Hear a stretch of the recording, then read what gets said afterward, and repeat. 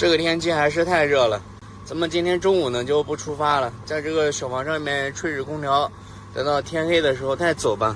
外面的温度太高了，晒得要死。刘哥在他的车里面已经待不住了，他那个小空调功率不行，不是我这种大功率的空调吹得舒服啊。一会儿再到我车里面来躲一躲。咱们今天中午呢，看看能不能点个外卖啊。